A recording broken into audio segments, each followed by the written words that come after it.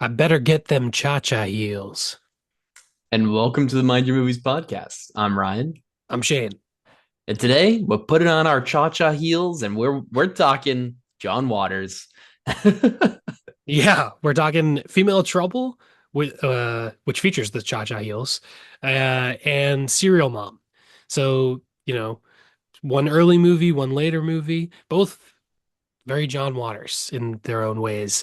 So yeah, we're gonna talk about those in depth with spoilers later on. I guess the name of the episode would be Serial Trouble. So should we Yeah, start with Serial Mom? yeah, sure. All Although right. it would, although we could do chronologically. We don't often do that, but when we have a director, it might make more sense. I don't know. We can, I mean, Nah, I don't screw know. it. Let's do Serial Mom. All right. Serial Trouble. We got to stick with it. Serial trouble. All right. But before we do that, we're going to talk just a couple of recommendations of what we've seen recently, some recent recommendations or whatever. I think we had a name for this segment at one point, and then I forgot what it was. Yeah, Whatever. but yeah, these are we just talk about things we've Stuff, seen recently. That's it. yes, without spoilers. Yes. Well, Shane, I'll start with one, which is I think I mentioned this. It might have been to you off the podcast at one point, but I finally ended up watching Twinless, Oh, nice. which I had seen trailers for when it was going to premiere last year, but I never ended up seeing it in theaters. And then it had, I think, a pretty short release, and then it kind of disappeared from my mind. But now it's on Hulu, and my twin recommended it, so uh, I There jumped you back go. on it and I Yeah, watched for it. anyone who doesn't know, Ryan is a twin, which is That's crazy. right. That's right. Yeah, it's crazy. It is Um, crazy. It's like it's got to be yeah, less than 1% of the population, right? that's probably true. This movie made for us, although it is also called Twinless. So, Oh, so uh, it's actually made for me because I don't have a twin. yeah, I guess. So it's made for almost everyone except you. Wait a second. I've been robbed. The premise of this movie, though, is that these two people meet in a pretty niche support group. Now that I think about it, it's a support group for people who have lost their twin. Um, which, yeah, like you said, it's a pretty small percent of people that even have twins to start with. Yeah. And then there's got to be a percent of those people that lose their twin. And then a percent of those people that would actually go to a support group afterwards, right? Yeah. How are there a lot Anyways, of people at the support group? there's like half a dozen at least. I don't know, like six to Uh, 10 people. That's like a all decent right. amount for Is it set in like New York or something? I don't know. That's a Okay. good question. But yeah, I mean, it seems like kind of a pretty anyways, it's a niche group, but these two people meet in it and they start to get along, and there's some good humor and good emotion that goes into like the two of them kind of revealing their backstories to each other and like talking about what happened. Um and there's some pretty crazy bonkers reveals that happen, and like I can't even really talk around them, so I won't. But my recommendation is to go in as blind as possible to this movie. It's pretty awesome. I gave it 5 stars. I'm a little biased. I have a twin. We got there, we know, but um but I mean it has so much emotional depth and weird like batshit turns and twists and stuff. It stars Dylan O'Brien, who was From Sent recently Help. in Send Help. So another strong, really strong performance of him here. He's one of the people that lost his twin, obviously. So he actually, you see some flashbacks of the twin. So you do see like two separate roles here too, which is cool. And then the other main actor in the movie is James Sweeney, who is also the director and I think writer too. So um, pretty cool, pretty cool movie. Also, there's some really cool shots of like side by side where they get like the two of these guys get to a party and they split up, but so it like half the screen follows one, half the screen follows the other, but then it like recombines at one point in this really cool elaborate way, and just really cool cinematography that's kind of um very, very unique, I would say. And I would say I was pretty captivated this whole time, and I would strongly recommend it. I think it's a worthwhile experience. Nice. Yeah, and this one's on Hulu, I think, right? It So, is, yeah. yeah, nice. I'm glad you liked it. I haven't seen that one. But uh, but yeah, cool. Uh, I watched a documentary on Netflix. Have you heard of this new Louis Theroux documentary, Inside the Manosphere? No.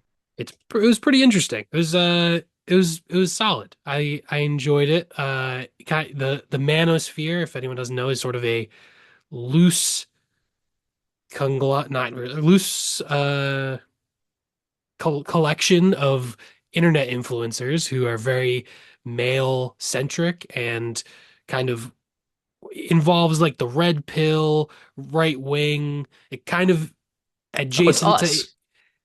not no adjacent to like right wing uh type of stuff, sort of like Andrew Tate, you know what I mean? Right. And Louis Theroux is a BBC, British documentarian who kind of goes around and he just kind of asks people questions. He's made a lot of cool documentaries in America and he's made them in the UK and like Israel, other places. But he really kind of goes in with not he's not quite like Michael Moore where it's like I'm just gonna this is my political stance. I'm gonna just like 100%, you know, push it. But he's a little more just kind of letting the person reveal themselves just by asking questions, and then they'll they he's asking the right questions, but in sort of a non-judgmental way. So they hang themselves basically by because they have to they have to answer the question.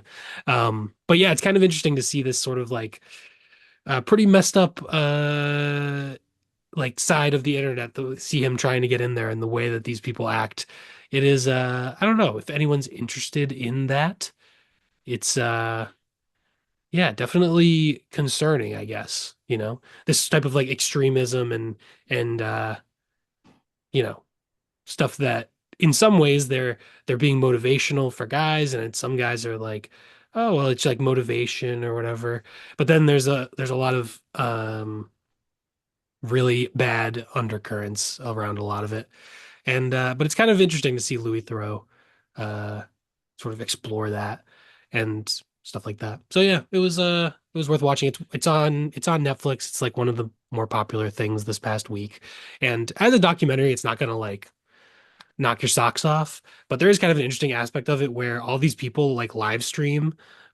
So while he's filming the documentary, they're live streaming while he's filming. So then that has repercussions on the documentary so that we're watching later on. But the live streaming and the interaction with the fans is like happening during the documentary. So it's kind of a unique thing. But Yeah, that's interesting. Yeah, what an age we live in where yeah, the making of a documentary is actually impacted by the fact that people are able to post about it and stuff right away. That's interesting. yeah. But yeah, it was interesting. Nice. Well, we watched two movies this week about some uh, I'm just gonna say some like some crazy female leads. And I decided, Well, well, yeah, but I decided I'd watch Rob Reiner's classic Misery, the Stephen King story from 1990, also about a absolutely bonkers female co-lead, at least. Obviously, kind of one of the most iconic roles for Kathy Bates, as oh man, the things that she puts him through. Right, this movie's awesome. Uh, it's it's horrifying even today, I think, and she does such a good job. They both do such a good job in this. What's his name? The James main, Caan. yeah, thanks, James Caan, and yeah, they just do.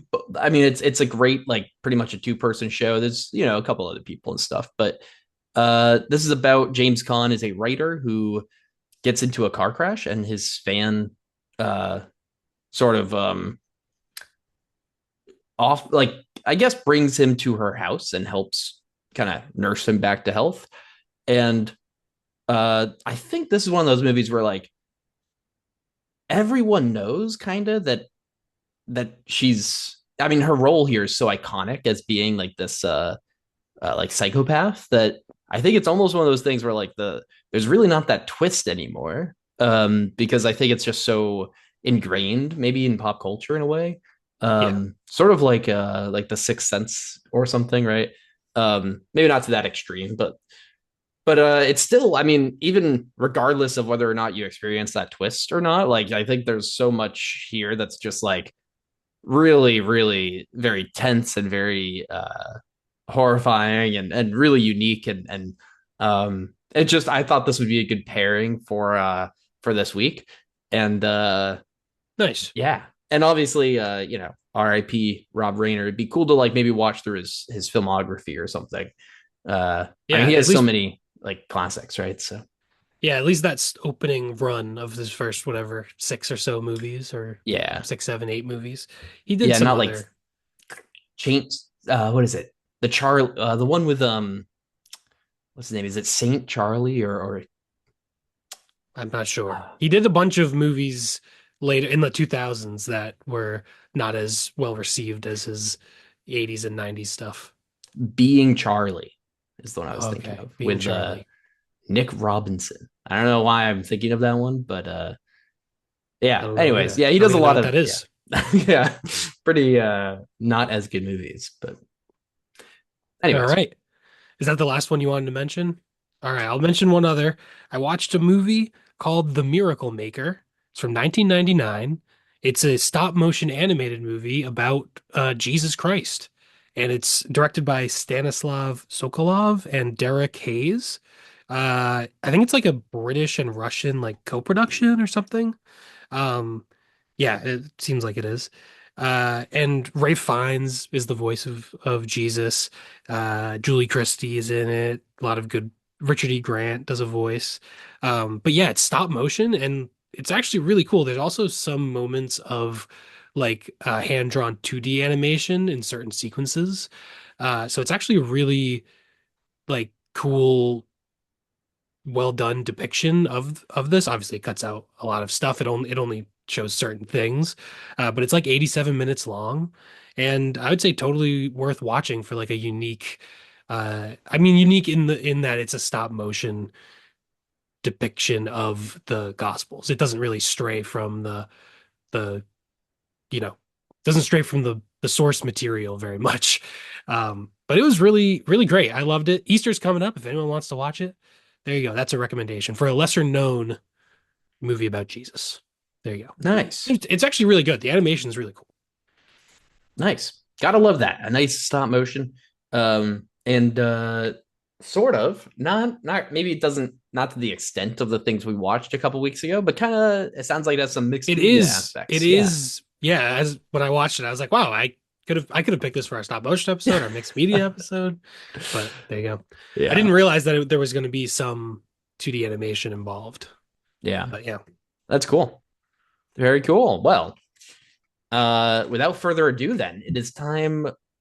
I think that we should move in to John Waters, his career here, Oh yeah. starting with John Waters. Serial Mom. This was your pick, Yeah. Shane. This was my pick, and I'm glad I picked it. This is a fun one to rewatch.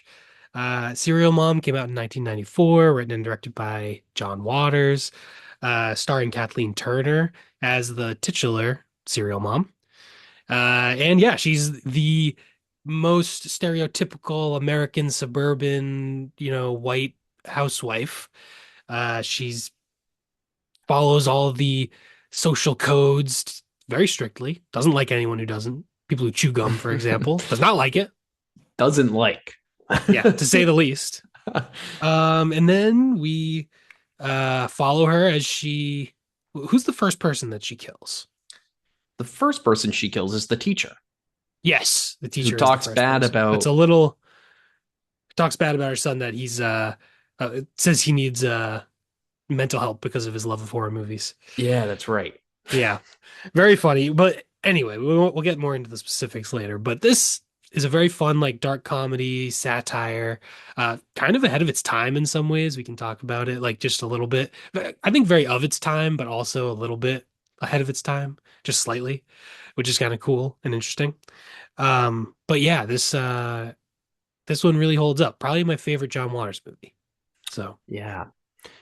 Yeah, this was the only one I had seen going in. Yeah. I've heard a lot about John Waters as kind of wanting to dive into some more John Waters stuff, but this is the only one I've seen before, and I think I really enjoyed it the first time. I remember the first time I watched it, I think I gave it 4 stars. Um, and it is a blast. It's also interesting here is that it's like Matthew Lillard's like first starring role. I think he has like a small Yeah. credit somewhere before, but um, yeah, he plays the son here, Chip, and yeah, I mean he's a cool actor. That's cool. Yeah. Yeah. Matthew Lillard. It's kind of a cool cast, like Kathleen Turner, Sam Waterston. They're the serial mom and the husband, Beverly and Eugene Sutphin. And then Ricky Lake plays the daughter and Matthew Lillard plays the son. And then there are some different cameos and stuff. Mink Stoll plays the neighbor Dottie, who's in all of John Waters' stuff. Uh, uh, Suzanne Summers has a cameo.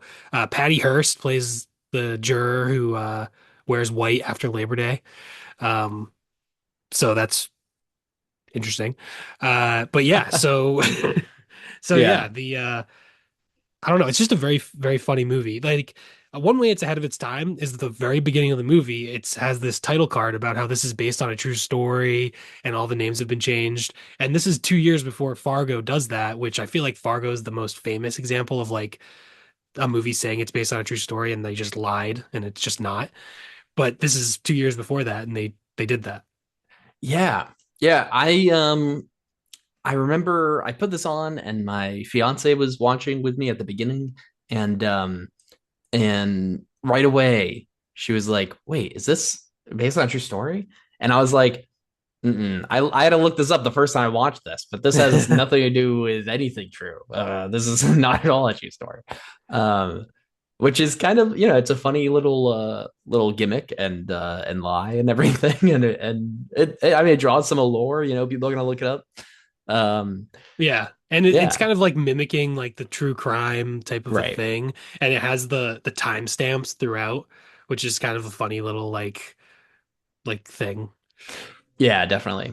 Um, yeah, it's and it's just also like it's kind of a charming like you said, I do think it is ahead of its time in a lot of ways, and that's one of them where it's like uh satirizing the true crime genre that I think uh I don't know how many satires there really were of it at the time. This was 1994, and Yeah. I think there's been a lot. I think like nowadays you can probably find more examples of satiring the true crime genre, also because of the explosion of true crime in Netflix time and everything, right? Yeah, and I think the craziest thing about it is that this movie came out in April of 1994, and then in June of 1994 is the O.J. Simpson murder, which is then Mm, basically the biggest court case, like biggest spectacle court case. Um, I think the yeah. court case was like a year or two after that, but the murder happened only a couple months after this movie came out. But this movie almost feels like a commentary on the OJ case, which Yeah. came afterwards. But the way that, I mean, we're getting to the end of the movie at the beginning, but the way the trial becomes this kind of mockery and it becomes more about um like playing these tricks to get the jury to side with your person, based on sort of more their emotions than actually any evidence or stuff like that. Um, and the way the media turns it into a circus. Um, I think that was happening before OJ, but I feel like OJ is the biggest one that like has stood the test of time. Obviously, Patty Hearst was another one that was a big media thing of her Mhm. with this radical violent group and whatever. Was she kidnapped or forced to do it, or did she want to? I guess that was the debate. I don't really know that much about it, but but yeah, like it was kind of ahead of its time in that way as well. Yeah. Yeah, that's actually really interesting. I didn't notice the time difference there of I knew they were both 1994, and I guess obviously uh if they were both 1994, then this had to have been before because you filmed the whole movie, right? And all that stuff. And so that's fascinating though, because it really does feel so aligned with, you know, commenting on the OJ trial and stuff. And like you said, there is more before, but like I mean, the way that like when you get to the court case here, the kid Chip is like outside selling merch Yeah. for Serial Mom, literally like little college football flags or whatever that say Serial Mom and stuff. And um, yeah, it feels very much like the way that obviously not that humorously, but like the OJ trial was definitely uh just dramatized in the media and kind of exploited for all it was worth. And um Yes, people exploiting it to make money off of it in any way, like getting book deals, movie deals. They have that in this. Like, yeah, right. yeah, and that is just as relevant today. Uh, Yeah. and it really is like a through line through both movies because both movies feature this basically despicable main characters who are murderers and then people around them taking advantage of it and stuff like that. Um, the endings are notably different for both movies, but the people sort of like I don't know. In this one, it's more like the media is taking advantage of the crime of the trial and sensationalizing it. In the other one, it was a little bit before that, I think. In Female Trouble is 1974, so it's really before probably the media got a hold of all this, and it was more the art world like Mhm. using this crime as like, oh, this is edgy, this is artsy, oh, I'm gonna break new ground with this. And then as soon as shit goes down, they're like, ah, she did it. She's a criminal. You know what I mean? But they're kind of Right. egging it on throughout. So people sort of using crime to benefit themselves, like Yeah. out of the cynical, like just trying to make money off of anything, right? Regardless of whether people are dying or whatever. It's almost like these people, I don't know if you've seen, there are people on Kalshi betting on like when the US is going to bomb Iran or something like that. And people like basically gambling on uh, people dying and stuff like that. That's Like, insane. yeah, just completely insane. And it's like, how do you not feel bad that you're like, oh, I just made 10 grand on these children that got murdered? You know what I mean? Yeah, Crazy. that's But crazy. that's the reality. People do that and they are able to compartmentalize it and think that it's okay or whatever, or just whatever. Don't Yeah. care. Are amoral. Yeah, and I mean, I think that like you said, that's definitely a through line here. And in some ways, I mean, I think like you could imagine kind of like a slightly more modern approach to something like this in being like Nightcrawler, right? Where it's the media, right? And so you know, I feel like actually when I was watching Female Trouble, and we're not even on that one yet, but just while Yeah. we're talking about the through line here, I feel like I kept thinking back to Nightcrawler. I know you watched it a little more recently too. I did. Yeah. That was that a rewatch I forget? Yeah. Yeah, and it's been a while since I've seen it, but I know like I mean the whole point is that he's exploiting the terrible things that happen, and whatever. We're not talking about that movie too much, but he does all Yeah. these things to benefit off of that and make money off of these awful things happening, right? Yes, exactly. And he's this kind of sociopathic character. But yeah. Yeah. And so, but Serial Mom, I think also just jumping in a little bit to the plot because uh, I think there's like kind of there. I mean, there's definitely like three acts here, and the first act is Mm, I would say by far my favorite, which is when where there's a lot of hidden tension of or not hidden tension but tension of the fact that it's hidden on like who knows and will people know and whatever we know right away that it's the mom doing the killings. We watch her do these things, mm. but who will find out and when and all that stuff. Right. And she's doing the phone calls and yeah. Yeah, cutting out the magazine, hilarious. The Yes. serial killer paper with all the Yeah. cutout letters. um and doing all these crazy things, and but there's still a lot of tension of like, how will they find out, who will find out, what's going to happen. She kills a bunch of people, and we get the transition into the second act, which is really like the cops know, and they're following her, and they go to the church and all this stuff, and then she hides at the film shop and all that. And then the third act is really like the courthouse stuff. And I think I really like and we can go a little bit more in depth into all that stuff in a second. But I really like the first and third act the most, and I think I didn't mind so much in the first time I watched it, maybe, but this time I felt like the second act kind of dragged a little bit for me when I feel like the tension was alleviated of like, you know, what will happen when they find her, all this stuff and everything.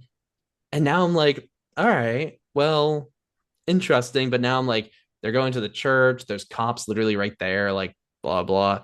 So I felt a little lost in the second act this time around. I don't know how you feel about just the general pacing and stuff. No, I didn't. I thought the pacing was pretty good. I mean, John basically every John Waters movie is about 90 minutes, so he usually keeps it pretty tight, and there's good jokes throughout. So I didn't really find the pacing to be much of an issue. Like I don't know, I thought the cops kind of following that because I think they were waiting for like confirmation to actually arrest her, but they didn't want to actually let her go. Um, but yeah, and then the chase like scene was pretty fun. I like the car chase, and then the going into the the punk show is very funny when the the Gooner kid Scotty Yeah. Oh yeah, goes Scotty. in and he she kills him on stage and lights him on fire and they're all cheering. And I think the first time I saw this, I thought they thought it was part of the show. But I think this time around, I was like, I think they're actually cheering for the murder. Like, because there's a in the movie, there are so many people that are like actually cheering for Serial Mom. And I think that is also like part of the satire of like people who like Charles Manson or any of these serial killers. Like they get their fans and like the idea, and it is so fucked up, but that's people are cheering on this murder, I think. Yeah, well, and that's Serial Mom too, right? In this, she has the pictures of Charles Manson in Yeah. the binder, and even the tape of Ted Bundy, which is John Waters' voice, Yeah. which is funny. Um, But yeah, and yeah, so yeah, I mean, I agree. I think they are like cheering on the violence there. Um, and I do like that moment. I think that's awesome. And I mean, I like a lot of what's happening in the second act, but um, I just felt like there was a little bit of tension missing, maybe from uh, I don't know. I think like the tension of the first act was resolved, and there wasn't yet the tension of the third act. Obviously, the second act has its own tension, I guess, but I just didn't find that as compelling for me this time around. But because it's yeah, like, are they going to find out? Then are they going to catch her? Then are yeah, they? Is she going to be found guilty? It's kind of the yeah. three And I questions. guess in the second act, I'm like, yeah, they're gonna catch her. Like there's like an army of cop cars. Like, Yeah, you don't know. Serial mom could go on the run. She's on the lam. She's could maybe this movie ends with a in a shootout with the cops. She goes off a yeah, cliff or something. Who knows? yeah, maybe, and maybe part of it is that I remember the court scene very well, and so I was kind of like maybe just waiting for that again or something. I don't Hmm. know. Like, definitely part of that is probably influenced by having already seen it, and like I think the court scene's very memorable. I mean, so is the getting lit on fire on the stage one, Yeah, but yeah. So I don't know. I think, but there was something there where I was like, I wish I was a little bit more into it right now. I get Um, that. That's fair.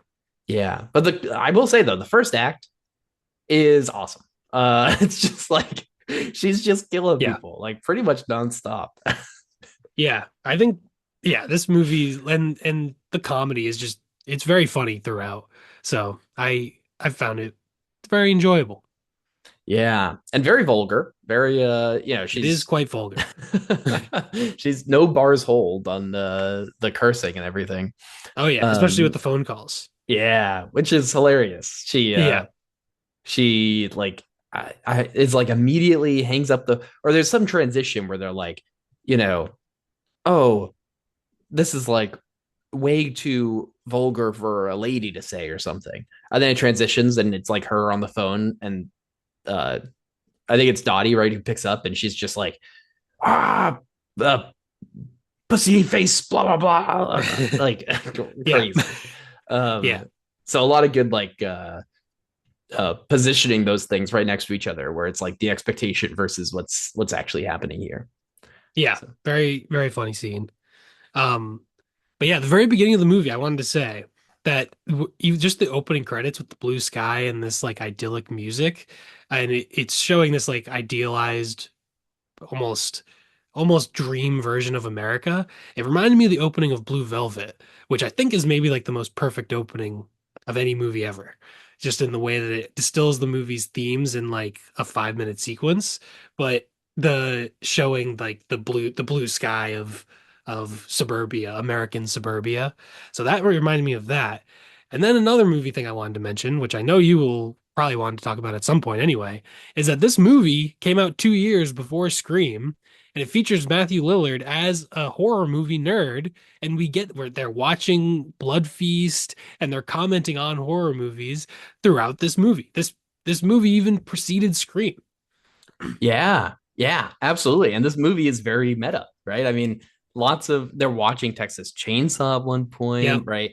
Lots of stuff going on, and a lot of commentary on the violence in movies being this, this the terrible thing that's drawing people to violence, right? And obviously, the mom is the most violent person here, and it's not like she's like necessarily the one watching all these horror movies, you know? She does like him though. At one point she's like, "Oh, can you rewind that Yeah. when they rip out his heart or something like that?" Yeah, and then there's the cool transition. They rip out the heart on this TV screen, and then it's her planting the meatloaf on the table or something, and Yeah. it looks similar or something. So, um, yeah, but so yeah, I mean, a lot of commentary, a lot of meta stuff of the horror movies here, and very cool. I mean, also maybe this is Matthew Lillard, maybe this is Stu's backstory. He's in witness protection or something as Stu Mocker now, uh, Yeah, I and see it. Woodsboro, and he's dating Tatum, and then all of a sudden he meets this guy Billy, and he's like, dude, I think we'd get along. Yeah, I could see it. I could see it. This could be a secret Scream prequel. um, But yeah, yeah, I like all the reasons that she kills people. Like hilarious. she gets the reason she's like calling Dottie is because she stole a parking spot at the grocery store one time. And Yeah, she's like, "All right, I'm gonna terrorize you now for it." yeah, that was hilarious. Like it is, I feel like the sorry, did you want to No, go? you're good. I was just gonna think about some of the people that she killed, but go ahead. I was just gonna say, like, I feel like it's a double pronged idea of like the idea of, oh, this seems like just a totally normal mom, completely unsuspecting, and then it's kind of like freaky if they were actually a killer. Like, whoa, that's kind of crazy. But then also, it's almost uh a parody of the ways that people can get so um aggravated by the simplest things, by social decorum, by like someone does, I don't know, like you're driving and someone forgets to use their blinker and next thing you know someone's like pulling out a gun on them or something like that. These small social interactions like with the wrong person at the wrong time can just explode into complete madness and violence. Like this is an unrelated thing. I just saw a video on YouTube the other day of a true story that these people ordered a pizza from Domino's and like it came wrong and they wanted a refund. They didn't get the refund. They went to the Domino's the next week. They got into a fight. They came back a couple hours later. They shot up the Domino's. And Oh I my think they god. shot two people. They didn't die. I don't think the people died, but like Yeah, all over a that's pizza. wild. But like Yeah. there's something in humans that like in the wrong situations and the you know what I mean? Like people can just act completely crazy over this tiny little stuff. So like Dottie, she ends up completely terrorizing her just because she like took her parking spot, Yeah. her parking spot because she had her blinker on. Yeah.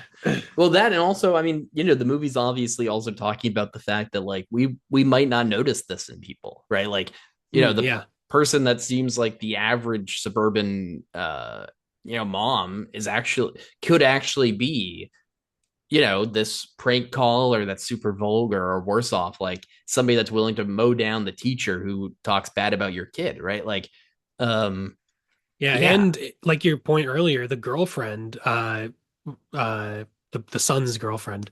She loves the horror movies too, but then as soon as these real murders start happening, she's like really terrified and traumatized by it.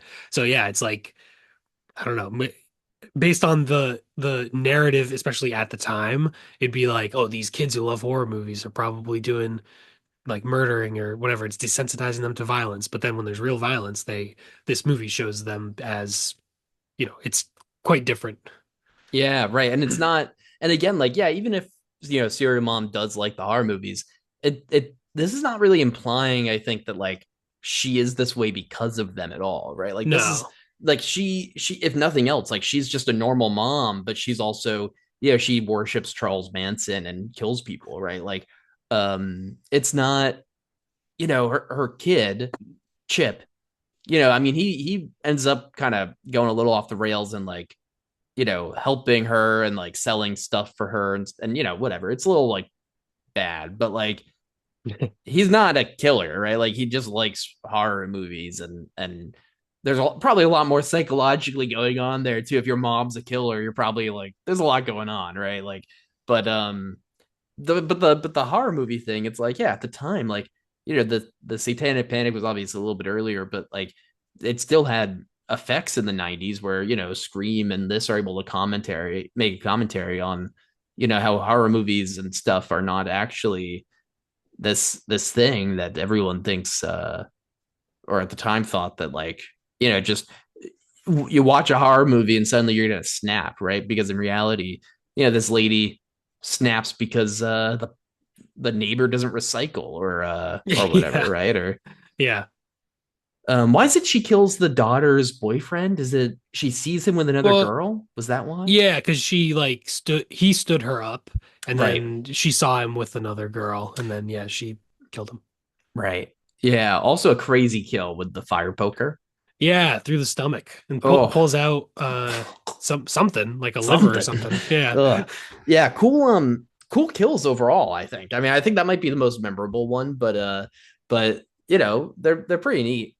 Beating Yeah. the lady to death in front of the The TV with with the the turkey leg. Yeah, that while one's Annie pretty. is playing tomorrow from Annie is playing, and dude, that Yeah. that was a sick scene. Yep, and the gooners watching from the opposite from the roof or something, the neighbor's roof. Yeah, from the roof, which is kind of crazy. Yeah. Never really thought about how he got up there, but I don't know. Do they show how they must show how he gets up there. He must climb I up don't know. something. They might not. I mean, whatever. I He's on the guess. roof. You just I watch. guess. There must have been a shot in there of him climbing up something. Yeah, probably. But yeah, I mean, I think that the movie is so like sort of delightful that all these gruesome things going on.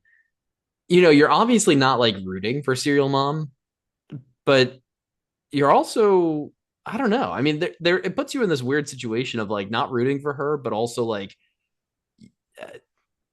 I mean, you The kind of want to keep seeing it. the movie I feel like the movie is so like not realistic. Like it's sort of Right. this it's clear it's almost like a parody of like a sitcom version of America. So the kills don't even feel disturbing because they're so heightened and like unrealistic, I think. Yeah. Yeah. I So mean, you see someone beat someone to death with the burnt turkey leg or something while Tamara from Annie's playing, and you're not really thinking that it's like you know horrific. You're kind of just thinking like that's crazy. That's weird. yeah, yeah. And after having watched Female Trouble, I think I was desensitized to everything. So so yeah. Compared to the Female Trouble, this is nothing. Female Trouble is, I believe, NC-17. It And is. Yeah. and this one's just rated R. Although, gonna be honest, we can get more into this with female trouble maybe, but I'm gonna be honest. I think the whole rating system is just a bunch of garbage and should not actually be a thing. So Well, I guess that's fair. I think just Female Trouble is a censorship, pretty dude. fair NC-17, but I mean, yeah, it's pretty like it's not for everyone for sure, but it's also like I mean, there's a lot uh, of genitalia in Female Trouble. I think that's what got it the NC-17. yeah. I think.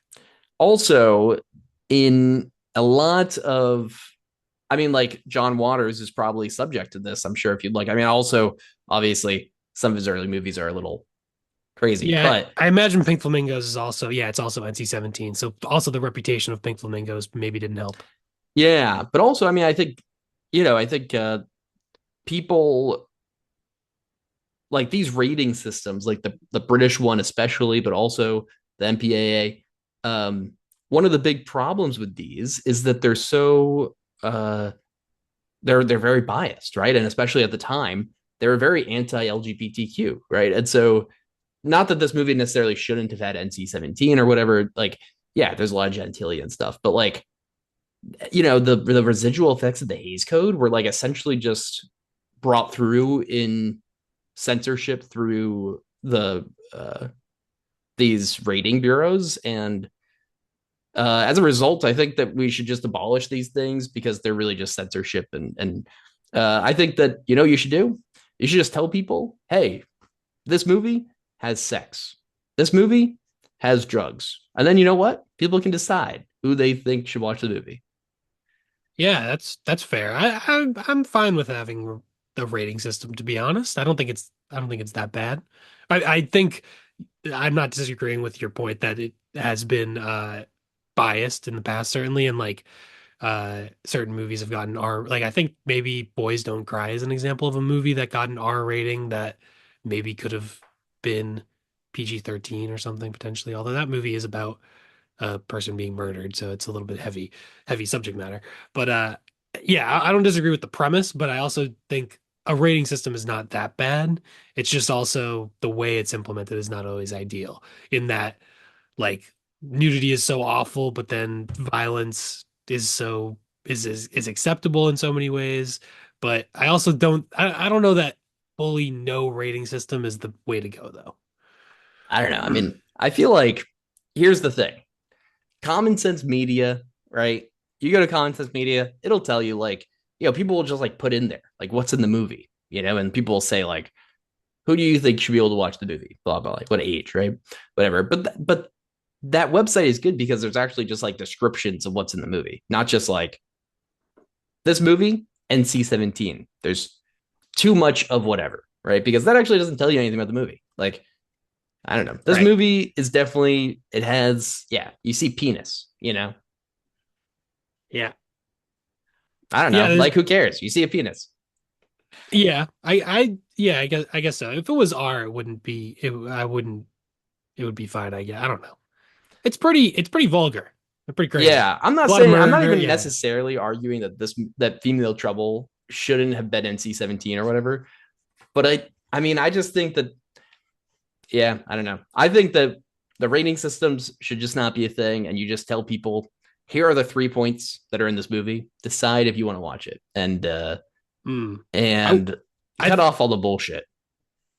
I I get that. Like I do think the rating system it does have like I don't know if it's on every poster necessarily, but like on a trailer or stuff, it will say like rated R for language and smoking and sexual situations or something like that. So they do have some descriptions to give you an idea. But but yeah, I think it's good for there to be some system of easier way for like parents to understand the general uh thing, like the general acceptableness of the movie. I just think it needs to be tweaked and like executed better. Yeah, I mean, I think the problem is that like systems like that are just bound to be like, maybe I'm like a pessimist here, but I feel like they're just bound to be biased to people that are in control, right? But I guess. I think I just wouldn't I would say don't throw out the baby with the bathwater, you know? I don't actually know what that is. What? Don't throw out the Don't. baby with the bathwater. That's a common saying. You you don't throw out the baby with the bathwater. I don't know how to describe it. You don't have to get rid of the whole thing. You can just tweak some things and make it a Mm, better system. that is a bizarre saying. I don't know if I've ever heard that before. It's a very common saying. I'm not gonna lie. It's like don't throw out everything. Don't throw Yeah. out the good with the bad. Just throw out the bad and keep the good. Right. Right. Right. No, So I see what you're saying. if there's a baby in a bath with dirty water, you don't throw out the baby. You just throw out the bath water and you put new water. I see what you're saying. I see what you're saying. I can't believe I you haven't think heard that saying. That's a common saying. you know what? Who knows? No, I know it. I know it's a Ah, common I saying. don't know. I don't, out of the two of us, one of us is saying it is, one's saying it's not. So there's really no way to Uh, decide. No, but this, I mean, honestly, this might be my, I my biggest film hot take is, abolish rating systems. Not that I couldn't be convinced. Like, I see what you're saying that, like, it's good to have a simple metric of, like, yes, no, whatever, blah, blah, blah. But, Yeah, and I think like the NC-17 is kind of crazy that like you can have a rating that just cut off a movie like that so extremely. yeah, So yeah, I don't really agree with that, but I think having a rating system is good for people to make their own informed choices. But I think the NC-17 is kind of crazy in that I mean, I just think people should be able to make their own decisions and like if you want to bring your 15-year-old to an R-rated movie, like I think that's not that big a deal. And they do it differently like in Europe, I know. At least in the UK, I think it's like most of our rated R movies are rated like 15 there. And then most PG-13 movies are rated 12. So you have to be like that age to go into it, I believe. And then very rarely some movies will be rated 18. But it's very rare. And I think maybe you have to be that age or with a parent. I'm not sure how it works. Like, could you bring a 10-year-old to a 12 plus movie if you're with the parent? I'm not sure. I don't know the details. But something like that doesn't seem unreasonable to me. And also with the description, I think is also could be helpful. I mean, like, I don't really mind ratings for like movies that are like, is this a kid's movie? Is it not? Right? Like, blah, blah, blah, right? But like, if it's like, dude, nobody's watching Female Trouble thinking like, I should show this to my 12-year-old. Also, if you are, like, be a better parent. I don't know, like, Yeah. fuck, you're like, you're doing your job wrong. I don't know what to tell you. Yeah, Like, that would be crazy. but like, yeah, I mean, I think like are NC-17, like the thing is that they get so restrictive, right? Like you can't, there's very few theaters that will ever show an NC-17 movie, obviously. And like the way that they get distributed becomes much harsher. And like that's just garbage. Like if people don't want to see a movie, they won't go see a movie. But you don't have to tell people that they shouldn't go see a movie because it has too much sex or too much nudity or something. Hmm. I agree with that. If you uh if I wouldn't be against abolishing the NC-17 or or just giving it like an R plus and just be like, hey, extra warning, this one's crazy. And then Mm, frankly, people would use it as advertising and certain more people would be more interested in going because it's more extreme. yeah. Um, but yeah, just like I think just giving fair warning to people is good, but I think I agree that like anything that borders into censorship and like making it nearly impossible for anyone to see a movie, that is going too far. So I agree with Yeah. that. So I agree about the NC-17. You could if we got rid of the NC-17 rating, I don't think that would be a problem. I wouldn't have a problem with that.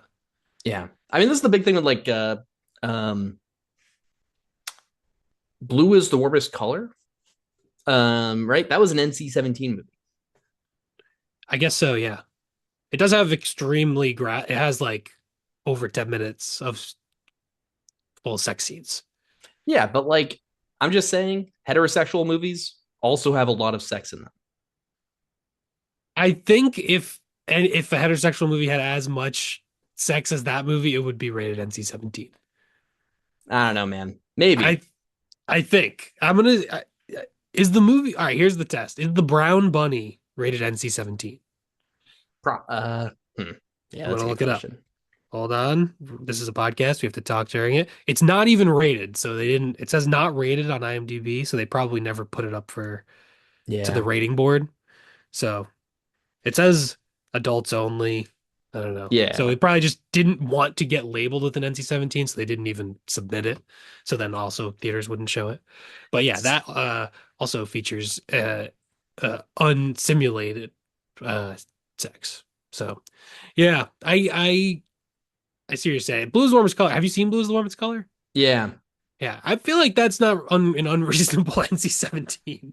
But Yeah, I mean, yeah, but I don't know. I mean, I think point being, I think that like I don't know, like where do you draw the line and like how do you ensure that it's actually a fair system, right? Because I think right. um I mean, I think especially in the times when the Hayes Code was just gone, right? Like I think there's a lot of examples of it not being a fair system and man, Yeah. fuck that. Like, come on. Yeah. There is a documentary. I believe it's called This Film Is Not Yet Rated. Interesting. All about this. It's all about the Cool. MPAA and about people sort of yeah, you should watch it. You definitely enjoy it. You'd probably want to abolish the rating system even more. Hell yeah, I'm watching it. All right. I don't know if it's streaming anywhere, but this film is not yet rated. I think it's a guy, whatever. It's a cool documentary. But yeah, all right. Well, that was a big tangent for Dude, it's directed by Kirby Dick. all right. That guy's name is NC-17. Wait, that's insane. That is kind of Uh, crazy. wow, cool, dude. Now you have to watch it. Now you have to watch it. I'll figure this out. Yeah, it does not look like streaming, but I will. I'll figure that out. I'm putting this on uh top priority. Nice. Gotta watch it as soon as possible. You can update us next week or the week after on Hell what yeah. you think of it. Anyways, that was my Uh, big tangent about watching an NC-17 movie. Is that our first one for the? Oh no, the Holy Mountain must have been NC-17, probably, right? a Holy Mountain might have been, yeah. Or just not rated. But Yeah, it might have been, yeah. another thing, come on, if if your system is so bad that people just don't even want to submit shit to it because they know that you're going to censor them anyways, come on, come on. Yeah. Anyways, Yeah, sorry. All right, all right. that's Let me take a fair. sip of water. I got to cool down. I got to cool down. I will say another through line of these two movies. Two completely ridiculous sex scenes. Yes. I guess Female Trouble has several ridiculous sex scenes, but particularly the one where Divine, well, I guess we're not talking about Female Trouble yet, but there's the one where Divine like fucks himself as male and female Divine, and we're like cutting back and forth with a different person in the, you know, Yeah. with Divine playing both characters, pretty funny. Uh, but and then the one in Serial Mom, the parents after she murdered the teacher, I think that night they're having sex and they're like, "What if the kids will hear? We'll be quiet." And then they just don't proceed to she's just screaming and they're jumping on. She's like jumping on the bed, like so very funny. Yeah. Uh, I just found that, and that's another example like of it being. I feel like the movie being so like ridiculous that it's just funny. You can't take any of it like super seriously. It's all very much a parody. Like not quite to the level of like Scary Movie, but it is very much just a parody. Uh, so funny scene and connection between the two movies again. Yeah. I wrote down that it might have been one of my favorite sex scenes of all time. Um, it's Very funny. hilarious. They're just like literally bouncing on the bed, and like the kids are both waking up, and they're like in the Yes. hallway, like what the hell's going on? Yeah. It's insane. Yeah, and it does also is it in this movie there's yes. So in that movie it's like she's getting like her rocks off after the murder as well. Like she's turned Yeah. on by it. And then later on there's also the intercutting where uh she though they think so they say, "Oh, Scotty is the gooner friend. They're like Scotty thinks you did it." And then she's like, "Okay, I'll be right back. I'm gonna go to the store." And so they think she's gonna kill Scotty. So they rush to Scotty's house, and then turns out Scotty is just jerking off to what's her name? Like well, I forget. What one of these whatever to some porno video, and and it's intercut with Serial Mom going to the her husband is a dentist. He has these clients. They call him to go in on his day off, and they're kind of rude. So she murders them. Obviously, how else would you handle that? And those are like intercut. The murder and the jerking off are kind of the two scenes are intercut. So sort of like the connection of like sexual sexual desire and this murder, getting your rocks off through murder. I don't know. It's kind of connected there. Yeah. And I think that was also maybe to build up some tension of like, I think you're, were you, I thought that she was like in the house, right? The first time I watched it, I thought that like Hmm. that was his house. Like Gunnar was dentist patient's kid, you know? Oh, oh, oh. And so I No, thought I like they were gonna bust in and yeah, I thought maybe that was some tension they were trying to do, but maybe that's oh, not what you're interesting. supposed to I don't, you know what? I may this maybe it's just because I knew that it think. Yeah. wasn't their house, so maybe that's why I thought of it this way, but I thought it was supposed to be clear that it was two separate places. But Yeah. But either way, that was definitely a cool a cool scene and he's like screaming essentially while he's like about to bust a yeah. nut. And Yeah, he's also doing it in like the most ridiculous way. Like it's very over the top, yeah. yeah, like sex in this universe is like the loudest thing possible apparently. Yeah, everyone's screaming. Yeah, definitely another through line through John Waters movies of people screaming. Mm, And it happens a lot less in Serial Mom, which is nice. One of the worst parts of Female Trouble is the constant people screaming at the top of their lungs. yeah. Yeah, I mean I think Serial Mom in terms of I mean from what I know of John Waters, Serial Mom is a very accessible movie. Um, Yes. Yeah, I would say his like I think Hairspray is definitely the most accessible of his movies. And then yeah, probably this and like Crybaby are also up there as his most accessible movies. yeah. John Waters, I think this was on like the IMDb trivia or something. He even said that like this might be his favorite movie that he made, which is cool. Hmm. So that's like pretty high praise for the director to like one of their movies so much that they actually say that it's their favorite. I don't know. That's pretty cool. Yeah. Yeah, that is cool. That's good. I also heard, I think it was on the commentary. It was like a clip. It could have been an interview that the opening credit, which is intentionally when it says written and directed by John Waters, there's the dead fly. It's like when she swats the fly. And apparently, I think because the like the Humane Society was there, they couldn't kill the fly. So they I think had to use a fake fly, or they maybe had to find one that was already dead or something. I think they had to use a fake fly. So they had to do that just for that shot of to to get that in there. Because I think they Yeah. couldn't kill the fly on set. I feel like that's true. I don't know. I think I saw that written on Oh, somewhere, okay. maybe the Wikipedia or the IMDb. So yeah. Which is kind of like listen, I'm all for animal rights and everything, and I'm not what was the movie we watched not too long ago where they would like just beat a monkey or a chimp? They didn't beat a monkey or a chimp. They did. It They was Speed didn't. Racer. That's No, right. they Yeah, didn't. you No, defended they that didn't. movie, dude. Yeah. Yeah, I did because they hit the monkey one time. That's different. You Clip act it. like they Clip it. you act you listen, it's different.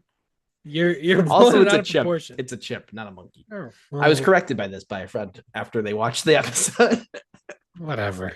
But no, yeah. Anyways, like don't hurt animals and stuff. But also, I am surprised that they wouldn't let you kill a fly. You know, I think that was surprising. All right, so you can't even touch a monkey chimp, but you can kill a fly, apparently. All right, hypocrite. I don't know. I mean, hey, I We all I was draw the line surprised. somewhere. Yeah. Well, I was surprised that the line wasn't past flies, I guess. Yeah. I don't know. That was just surprising. That's all. I'm not one to, you know, condone animal cruelty. I mean, who is, I guess that'd be a strange take to make. Yep. Yep. Abolish rating systems and allow us to, nah. Yeah. Don't no one can clip that. Yeah, I mean a lot of uh great lines in this movie. Oh yeah. Very funny. The band during the punk rock show is called Camel Lips. Pretty funny. Kind of a parody of like the 90s like feminist like punk bands, I feel like. Um yeah. I don't know. I don't know. There's a great quote at one point. They're driving away from the church, maybe, and she goes, "Do you think I'm going to need a lawyer?" And then Chip goes, "You're not a lawyer. You're going to need an agent or something." And Yes. kind of encapsulates a lot of what this movie is talking about, especially in that third act. Yes, exactly. And yeah, then she ends up representing herself, and she sort of makes everyone else look bad, kind of is like her strategy, and like manipulates them, and yeah, it works. She kind of tricks everyone into getting a not guilty. She has all these fans. And then just a great ending of her killing Patty Hearst with the payphone because she wore white after. I love that. You can't wear white after Labor Day. She said, fashion's changed. And then, no, it hasn't. And then she kills her. Yeah. And then everyone realize like Suzanne Summers like realizes, and everyone just a nice ending right there. Yeah, definitely. Also funny, there's one line earlier in the movie about capital punishment, and I think the dad was like pro capital punishment when Oh yeah, like it comes up early on. it comes up on the news, and the uh, the the dad says like, "Oh, whoever did that should be killed, should Yeah, get and the chair or something." right. And then in the courtroom, obviously he's reading a book that's like, you know, anti-capital punishment, and he has a pin that says like abolish the gas chamber or something. And Oh, that's um funny. And so when they're at church too. I don't know what kind of a church that is, but for some reason their church is in favor of capital punishment. yeah. I don't think it's a Catholic church, but I, but unless things were very different in 1994. But but yeah, which so yeah, that is funny. I didn't realize that he had that, but that's kind of funny the way people will flip as soon as when it comes to them. Yeah. Um, Yeah, right. What morality stays the same when it's actually faced like against you, right? Or someone you love, yeah, right? rules for thee, not for me, or sort There of, you I go. guess. Yeah. Yeah. I've heard But that one before. there you go. All right. So, but you haven't heard throw out the baby with the bathwater. Nope. All Definitely right. not. All right. All right. What do you Anyways, got? What do you got? A mouse in your pocket? I've heard that before. I think I'm you the might have been one. the first person to tell me that though. It was a Yeah. while ago. Yeah. That one's not a well-known one. I tried to bring it An older back. one. Yeah. It never caught on. I wear a pocket protector to work, so I feel that pain. Oh yeah, there you go. It's Try to break also something back. almost never applicable. What do you got? A mouse in your pocket? Yeah, it's not very good. No, because it only works like so let's say I hated I don't like uh found footage movies. But then if you said we love found footage movies and it was just the two of us, I would say, "What, do you got a mouse in your pocket?" Yeah, it's like Because using the royal we, right? Then you get someone. Then you say, "Ha, um gotcha. Shouldn't have um done that." it's like if someone is saying we and implicating you, but you don't actually agree and you don't want to be part of the we, then you say, "What, do you got a Oh, mouse in your pocket?" Because you're saying, "Oh, you're not talking about yourself and me. You're talking about yourself and the mouse." right. Extremely niche and almost never usable saying. And that's why it died off. Yeah, should have given it the chair. Yeah, give that one the chair. Give that one the chair, like the mouse in Green Mile or whatever. Uh, well, I mean, I think I'm excited to talk a little bit about female trouble too. I don't have too much more to say about this one. What about you, Shane? No, I mean also Serial Mom ends in a freeze frame. Female Trouble also ends in a freeze frame. And a freeze frame and then playing a song. These movies, these Ex movies. I know, extremely similar, but just the protagonist is the almost exact opposite.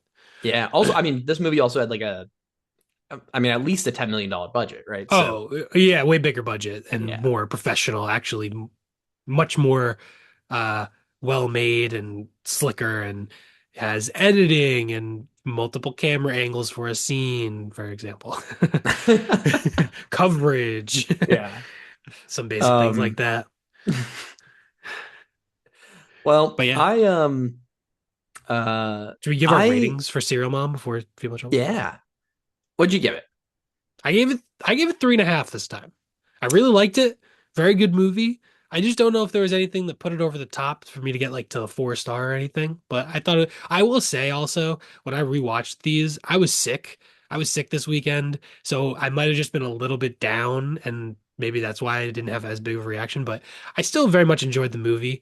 So yeah, solid 3.5 stars. It could be a 4 star, but I Yeah. gave it a 3.5. Now, what did you give it the last time you watched it? I think I had it at 4 stars before, and then I gave it 3.5 this time.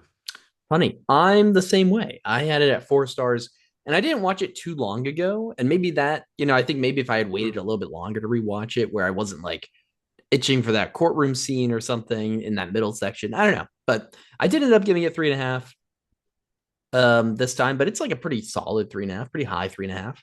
Um, and I like it. I think it's very rewatchable. I mean, I'm saying I kind of liked it a little bit less this time around, but I do think it's rewatchable. I think it's a fun movie. I think you could show people this movie, and I think they'd enjoy it. Yeah. Oh yeah, definitely. This is definitely pretty watchable movie. And the rating recap here, it's got a 6.8 out of 10 on IMDb, 63% critic score, and Hmm. 72% audience score on Rotten Tomatoes, and a 3.8 out of 5 on Letterboxd, which brings it to an even 7 out of 10 Oh average. wow. So So we are just completely with the consensus basically. normies But over here. yeah, I guess the letterbox one bumped it up a little. Everything else was a little bit lower than I would have imagined, I guess. But yeah, Yeah, I was pretty surprised by it, to be honest. I think I mean I had a good time both times I watched it, and there's a lot yeah, going on in it and stuff, but yeah, whatever. yeah. I mean, I could also see like people finding it offensive or, it not being for certain people's taste, which Yeah, is kind of John Waters' whole thing is bad taste. So, yeah. all Yep. Should have right, just slapped an NC-17 on it. Then nobody would have had to see it. on to female trouble. Here's the NC-17 one. Um, yeah, 1974. So we're 20 years before, the whole 2 decades before we revisit a lot of the same stuff in Serial Mom in uh, maybe a better way. But this movie, I'll say, opens with a banger song. Yeah, the female trouble song. That rocked. I was immediately in a good mood. I was so excited once that song was playing, and I was like, I'm strapping in and I am ready to go on this journey. Yeah. Yeah, it's a good opening credits. And then I like the title card, the Don Davenport Youth 1960. Yeah. Yeah. Yeah. So this is Um, yeah. I was surprised at first when it said 1960. I was like, oh, interesting. This is like going to be a set, 15-ish years before for some reason. I'm curious. Yeah. Yeah, I was a little dumb. I didn't realize it was just going to jump ahead. Yeah, it's a little bit of a good portion of the movie though in the beginning until we get to the modern day stuff. But yeah, this like early high school era, it almost also uh relates to Hairspray of the just the style. It's 1960, the Mm, hairstyles, the big beehive hair and all that. Like that's something he would go back to in Hairspray and obviously in a different way and in a bigger with a bigger budget and stuff. But this is sort of a milieu and stuff that he wanted to explore. Probably when he was a kid, this was all going on. yeah. Um, and so this is the third of his movies to have Divine in it. I think third or fourth. I Third think or there's fourth, one called Mondo Trasho that right? is maybe I've never actually seen that one. But I have seen Multiple Maniacs and Pink Flamingos, and I would say Female Trouble is the most watchable of those three for sure. That makes sense. Yeah, when I was doing some research to try to figure out which one to pick, because I did want to pick one of these earlier ones. I was kind of intrigued by the aspect of like the micro. I mean, I like a lot of micro budget things. I would say like a lot of the stuff that I've seen. I haven't seen a lot of micro budget, but um, what I have seen, I've enjoyed quite a lot. And so I was pretty locked in on picking something in that range, and I did a tiny bit of research into all of them, and uh this one definitely seemed the most accessible and the most watchable. So I was like, start here. Maybe if I like it, I can watch the others. But yeah, I would say I'm glad I started here. I liked this one, to be honest. I'm excited to chat a little bit about it, but overall, I had a good time. I thought it was fun. Nice. Yeah, yeah, it's a crazy movie. Um, I do think part of the appeal of like John Waters, well, part of it is the extremity and the bad taste and uh just how vulgar and obscene it all is. Um, but I think also the low budget aspect of people making an independent movie in outside of Hollywood. You know, he's making them in Baltimore. And then you think of like Richard Linklater in Austin or Kevin Smith in New Jersey. These are later on. But you know, there is kind of that cool aspect when you're getting into movies like people making these random no budget movies with their friends and you can see like them they're just filming it's like they probably just did this one take of this scene and it's just one camera angle and they're just filming all the dialogue in like a wide two shot and that's the scene and they're like all right that's we don't have much money for film so that's all we're doing Yeah. so yeah and there it does have like a certain charm to it that aspect of things but yeah, and at this time, I'm glad we did cover like an early one because also relating to how I thought Serial Mom, the opening was reminding me of Blue Velvet. John Waters and David Lynch met each other around after Female Trouble because I think Pink Flamingos and Eraserhead would sometimes play on like the same like midnight showings and stuff like that and like underground cinemas and stuff like that. So they kind of like met each other in like underground, movie showings or whatever. So there's sort of the DIY aspect of the movie is very different from Serial Mom 20 years later. Yeah, definitely. And in some ways I think it's easy to appreciate the like energy and love for it that goes into making something like this where like these people are not getting paid to make this movie, right? Like whatever. Like you might have a little bit of funding for like someone gives you a few bucks, or, whatever. You scrounge up what money you can. But Yeah. pretty much all that money is also just going into making the movie, right? Like you're not making it with aspirations of making any money really. You're not making it with $10 million. You're just throwing some stuff together, having a good time, really putting your heart and soul into it. And I think that can really like uh, I think that really shows a lot of times where sometimes like do you always feel that with like $100 million movies? Not always, right? Definitely not. Yeah, Yeah. Yeah, exactly. And yeah, there's a nice like charm to it of people just making it for the love of the game, for the love of the art, not for any other reasons. yeah, and Um, it's cool that like uh John Waters kind of goes from these things into doing much bigger stuff. So that's a cool. We like that. We like that arc. Good job. yes. Yeah, exactly.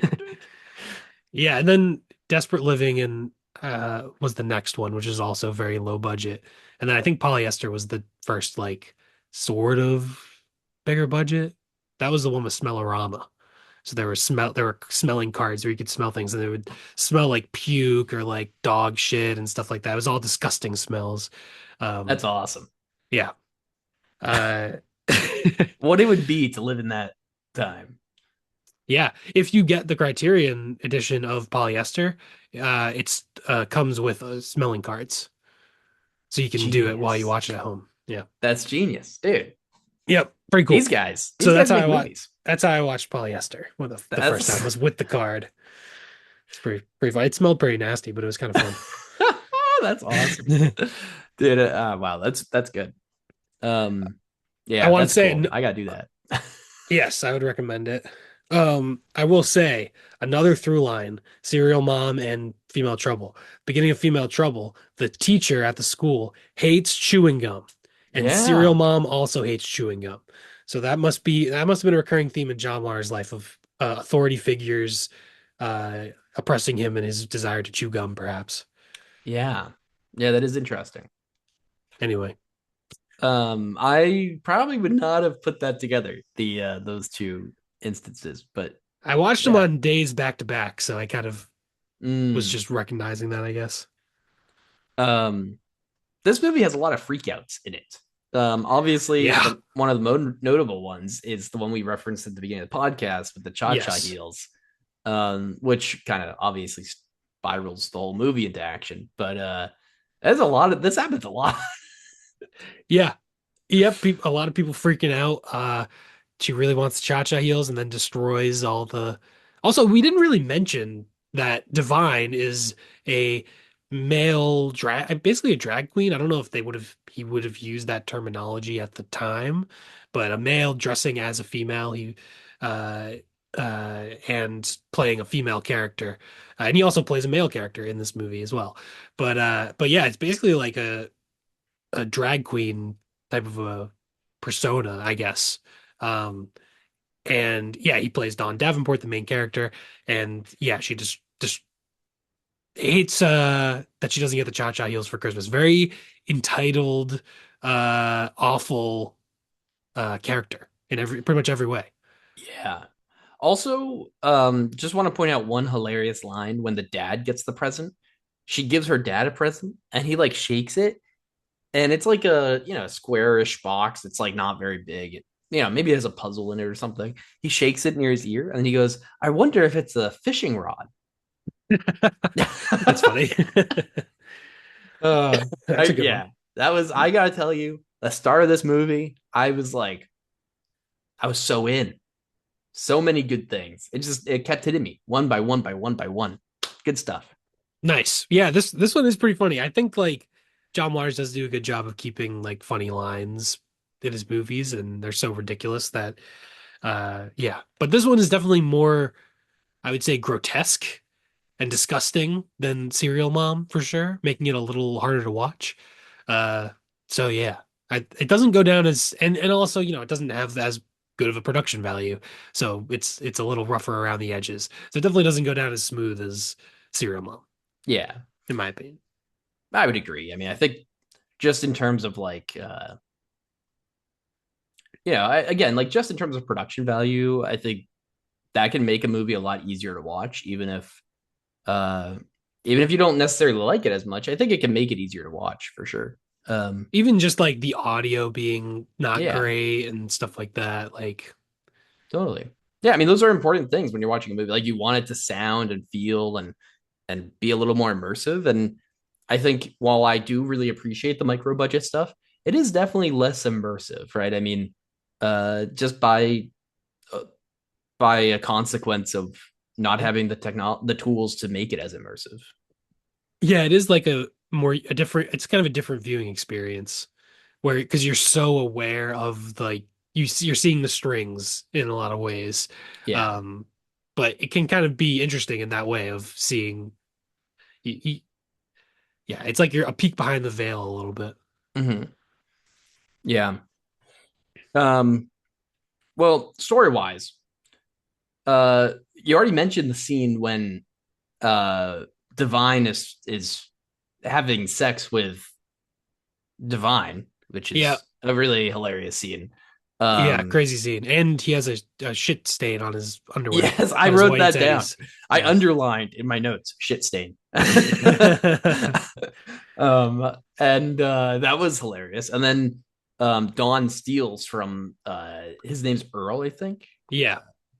Steals from Earl and ends up getting pregnant and has Taffy. Taffy's played by Yes. Mink Stoll when a little bit Later on. older. Yeah, not in the 19. So there's the 1961 to 1967 jump that we have, where we really just see a montage of Dawn being a stripper and hooker and thief, Yeah. and that's Yep. it. And then we jump again. Yeah, exactly. Just a montage. Yeah, and I thought that was funny. I like that. Yeah. I was very shocked when all of a sudden it says 1968, and like also she doesn't age at all. Yeah. Yeah. You um, can't tell at all because it's just a guy playing this teenager at the beginning, like an older man. yeah, um, yeah, and then we're 1968. I think at this point we're at the our This is now. now we have the kid and she's jumping rope and they tie her in the attic, that creepy attic. They Yeah, tie that's her right. to a bed. So yeah, there's also some pretty vicious child abuse in this movie. But Yeah, yeah, it's not great. But there's some no. crazy wallpapers in this movie. Yeah. I couldn't help myself but note some of the crazy wallpapers that were going on. There's one that has like the eagle holding the olive branch seal, like it looked like a presidential seal or like military seal or something, just like wallpapered on on a wall for some reason. Some other really bonkers ones. Um, I was I was taken aback, and I was like, man, what a time to be alive. Yeah. Yeah, the 70s, what a time. Everyone was on drugs and putting up crazy wallpapers. Yeah, yeah, um, I'm gonna be yeah, honest. I mean, yeah, the all the every there's a lot of bright color and like crazy design. It is very DIY and but it's very like garish and uh intentionally trashy, obviously. yeah. And the outfits, right? Like very, Yeah. very much so, right? Yeah. Yeah, and I think it's Very. very, yeah, like it's very intentional. Like I don't think I was like watching this and it's like, uh, you know, oh, like this is all they had, like even No, if it's that like is the case, a it's lot of planned. effort going into it being very silly and over the top and very campy. I think this movie is definitely very and Serial Mom as well in some ways are very campy. Yeah, totally. Which makes them pretty rewatchable, I think, right? Like I think campy movies can be fun to watch with groups and fun to like, chill with a beer or something and just enjoy it. Yeah, exactly. It's not meant to be taken so seriously. It's just, you know, just fun and ridiculous, basically. Yeah. And I mean, yeah, this movie is outrageous. Which is Yeah. again part of why, like, when when they're tying up Taffy in the attic and stuff, I'm like, I'm I'm not feeling as like turned off by it as I would normally, like in a lot of movies, like. But I think because it's just so over the top, it's so exaggerated, everything's so nonsensical already that kind of similar to in Serial Mom, where it's like, yeah, I'm not feeling as like horrified and like totally disaligned watching this movie. And I think I feel kind of similar here, where I'm like, yeah, I obviously am not a fan of child abuse, but like the scene where that happens here, the tying her up and everything, I'm like, eh, there was like a funny joke here. Yeah. Yeah. I see what you mean. Yeah. It's like you can't really take any of it seriously, Yeah, basically. Yeah. yeah, we're not watching Flowers in the Attic or anything. Yeah. What's Flowers in the Attic? Damn it, deep cut. It's like a I, movie about child abuse, all literally right. locking kids in an attic. Oh, okay. I'll Yeah. I'll go put that on my watch list, I guess. Just kidding. No, I won't. Do not recommend. Okay. All right. Well, there you go. Uh, yeah, I get that. I think both movies, I don't know. I never mind when movies have like despicable main characters. I really only mind when there's a movie that has a really awful main character and they seem to be wanting to like justify it or like make the character likable, even though it is unlikable. Like Nightcrawler is an example of a movie with a protagonist that's absolutely awful, and that's the whole point of the movie. Like you're Right. not rooting for the guy at all, you know? Um, but I can't think of an example off the top of my head, but like there are movies where you have a protagonist and it's like, do you know that this does the movie know that this is actually kind of fucked up and like, you know what I mean? Like Marty Supreme, kind No, Marty Supreme, they of. know what he's doing is not is uh, no. Marty Supreme is not a good example of that. but no, I know what you mean. Yeah. I think yeah, movies when the bad guy is a bad guy and the movie clearly does not actually understand or does not seem to care that they're a bad guy, right? Like, Yeah, yeah, yeah. yeah, Anyway, but yeah, it doesn't bother me that these characters are awful people. It's just kind of, and it goes into like the themes of the movie, like realistically of obsession with like fame and doing anything to be famous. This like complete like this character is like the ultimate like vanity, selfish, just obsessed with fame for anything. And it's kind of like this is what our vapid culture has created in a way, maybe Mm. is kind of the maybe a way of looking at it. I don't know. Yeah, yeah. I mean, it is kind of like a bit maybe. Yeah, it's kind of a well, I don't know. I think yeah, it has a lot of the same themes, kind of um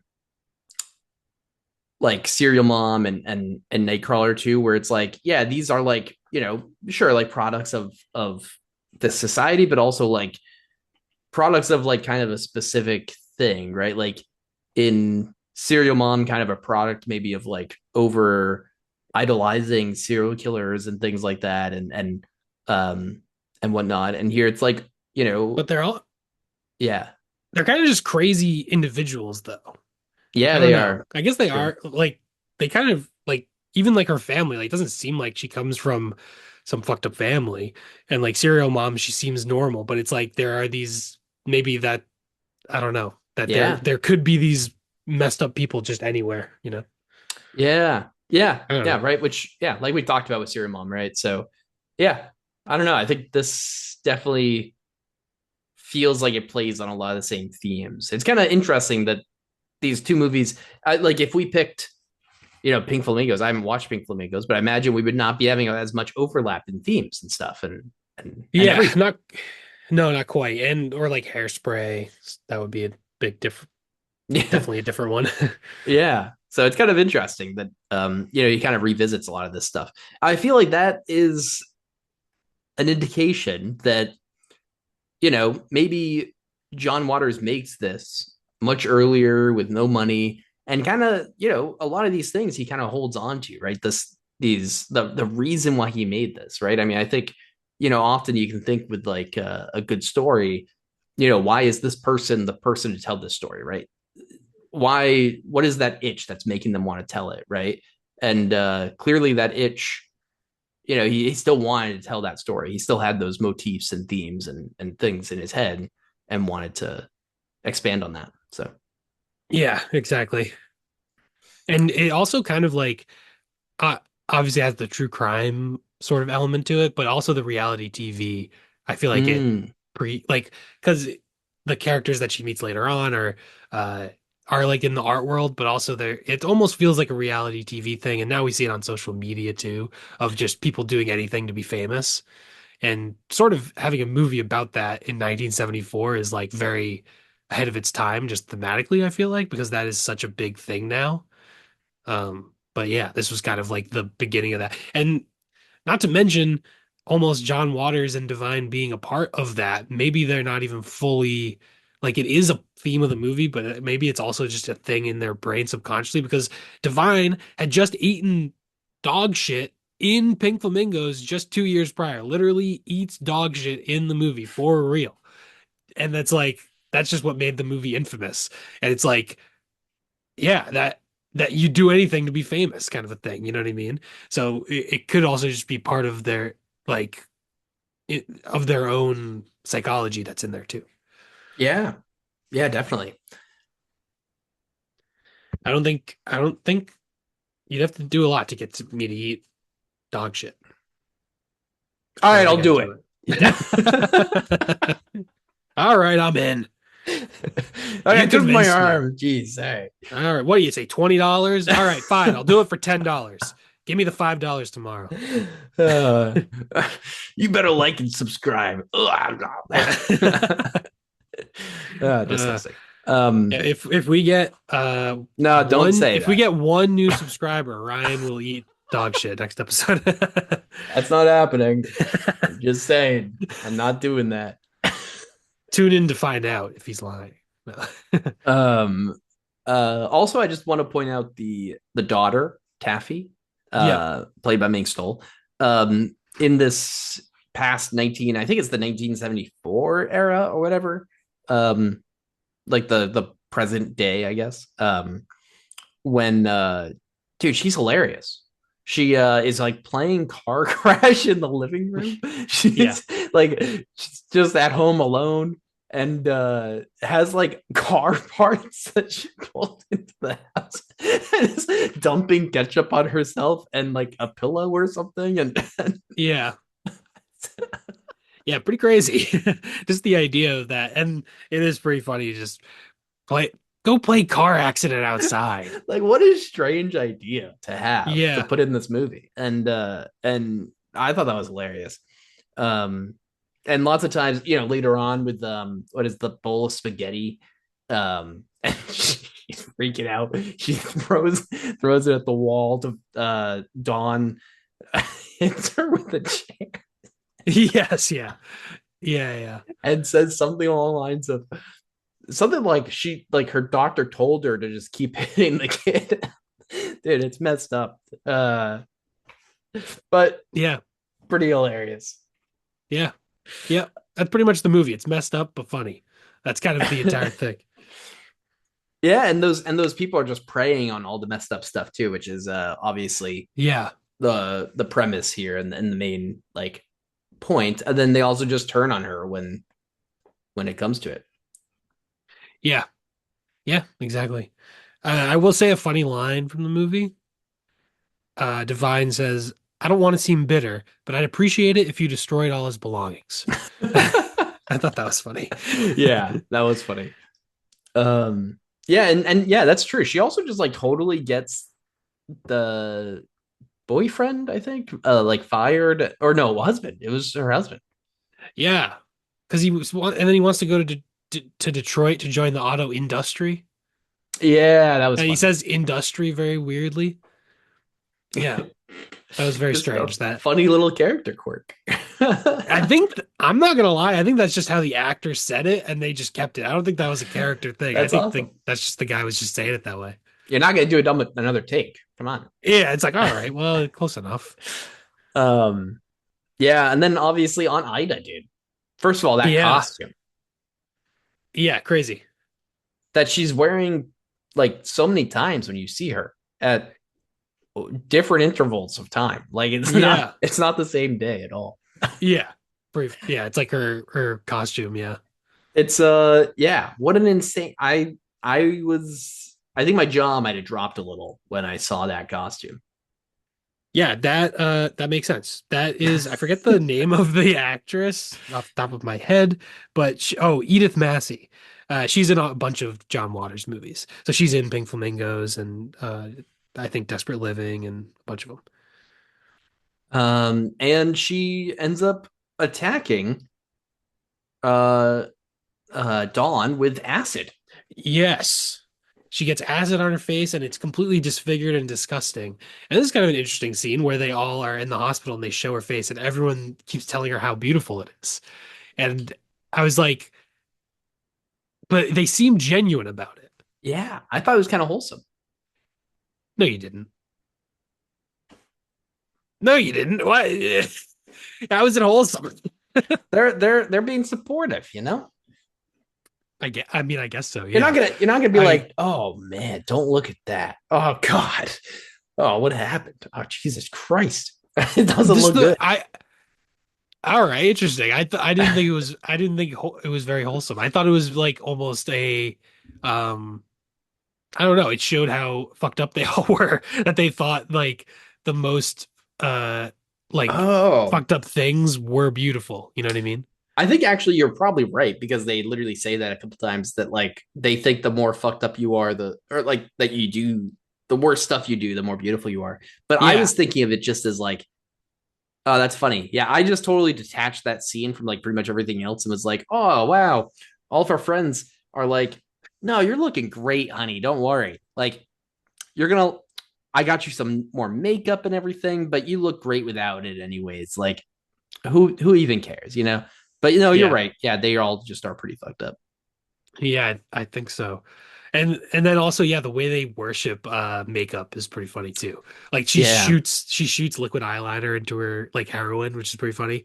And she eats something like there's like a makeup item that she eats at one not literally, but she says like, "Oh, I ate some Oh yeah, I yeah. forget what it was, but yeah, and the like obsession with makeup and kind of goes into the character's like vanity and everything."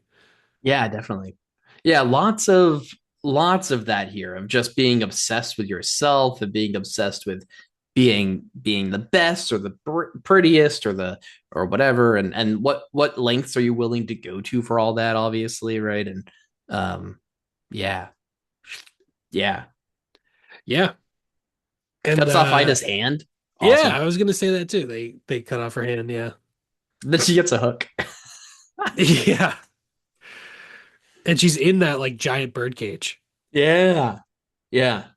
Um I I was I kept I think because I just watched Misery, I was like the that bird cage scene when she has like the person hostage.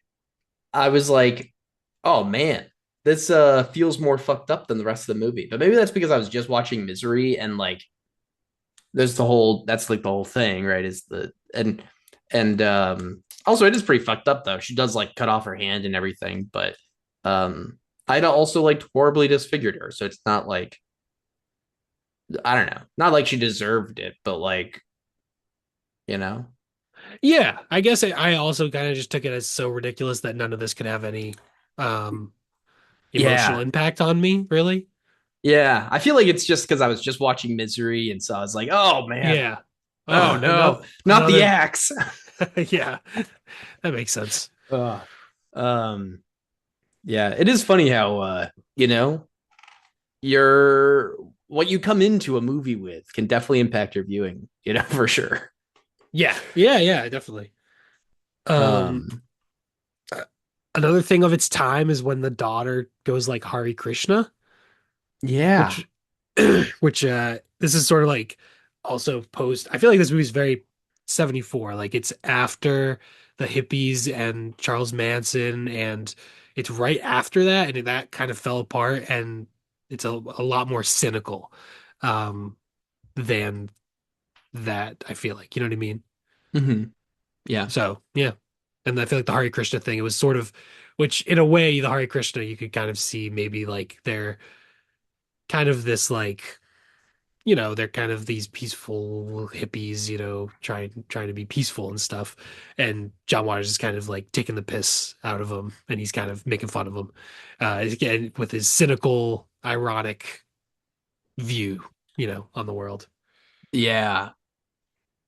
Yeah. And then also it doesn't really help her.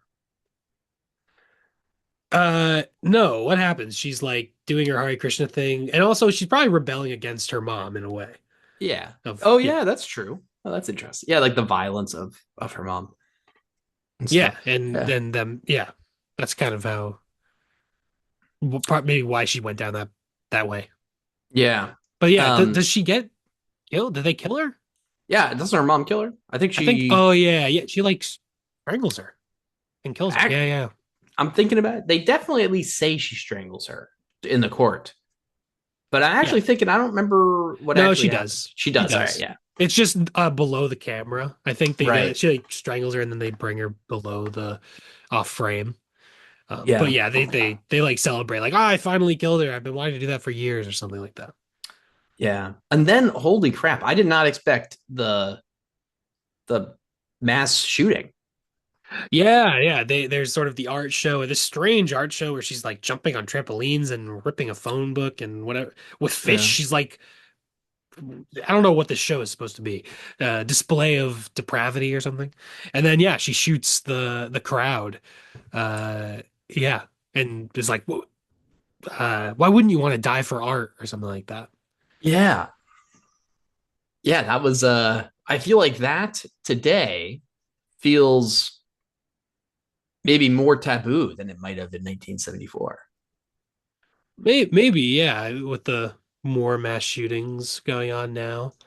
I Yeah. guess I knew that it was going to happen this time because I've already seen the movie. So Yeah. it wasn't like shocking to me, but I get why that would be shocking for sure. Yeah. I mean, again, obviously John Waters is like intentionally confrontational, but I feel like that's a thing where Yeah. like maybe the goal wasn't even to be as confrontational as it might seem today. Whereas like yeah, I don't know. I think that today has a different impact on viewers probably than it did when like that just didn't happen. Yeah. Yeah. Yeah. It was definitely less common Yeah. back then. But yeah, I mean, yeah, and then that's sort of the and then the cops start shooting the people in the crowd, which I Yeah. think is also more of a commentary also on things that were happening then with like Kent State and stuff like that. Yeah, Which is definitely. kind of crazy, like how it escalates like that. Because like a stampede starts and then the cops start shooting people and it's just chaos. But then yeah, she gets arrested and it's sort of a similar thing to Serial Mom of going to court and uh but then a different ending. Uh but yeah, they rat her out and get immunity. And then she gets death by the electric chair. She has like a girlfriend in jail, which is kind of interesting. Like even in 1974, there's this idea of like someone a woman falling in love with a serial killer. And like Yeah. that's such a common thing. And I don't know what's up with that of the psychology of that. I'm sure there's some, but that's like a kind of a common thing of like women being infatuated with serial killers. Um, so yeah, and then that happens and then yeah, she's like kind of happy to die, like to be famous, that being famous is really the only thing that matters. Uh, and yeah, then the freeze frame with the song, just like very similar to Serial Mom. Yeah. Yeah. Very interesting, the similarities here. And I think similar uh to Serial Mom, I think to me, even though it's only like 90 minutes, at some point I was kind of I lost a little bit of steam, maybe. I mean, I had a good time Yeah, overall for sure, but um, you I think know, this one drags a lot more than Serial Mom. I think like just because there's just a lot of screaming. there is a lot of screaming. There's Yeah, a lot of people screaming. It's a little bit grating, and it is funny. And I think also just that maybe I've just changed over time of finding things that are shocking just for the sake of being shocking less interesting than I did in the past, where I'm kind of like, all right, like you're just trying to be shocking. All right, I get it. Like I'm not as maybe just because I wasn't shocked by it. Maybe because I'm rewatching it, so I've seen it in the past, so I am not going to be shocked by it because I have already seen the movie. So maybe these type of edgy movies don't have as good of a replay value for that reason. I'm not sure. But yeah, this movie definitely dragged at times. yeah, yeah. I mean, I would say I definitely had a good time with both of these movies. Um, and I do think they're both pretty like I would rewatch Female Trouble. Probably not very soon. Probably not alone. I mean, I feel like I would like crack open a beer or something and watch this with someone and a good date night or I guess make sure just you that close was your not that was a blinds or joke on something. that was a joke on the date night one, but Yeah, yeah, a not a gr fun movie night or something, with a few people and party or something. Um, I don't know. I mean, I feel like this was not as wildly out there and unaccessible as I thought it might be. So I'm glad. I think that's another thing. I kind of went in with the expectation that like this would be some of the dirtiest garbage I've ever watched. And I don't know. I think I that if feels you want. mean. That feels mean to say. But No, that's literally what he goes for. He loves bad taste and trash. That's his the whole idea behind his movies, basically. yeah. But this, I mean, I thought it was good. I thought I had a good time and I really did not Nice. feel overly disgusted. So Yeah, I think if you want the most trashy and extreme, I think Pink Flamingos is the way to go. If you just are out of curiosity, perhaps a morbid curiosity. Um, but maybe. I yeah, mean, yeah.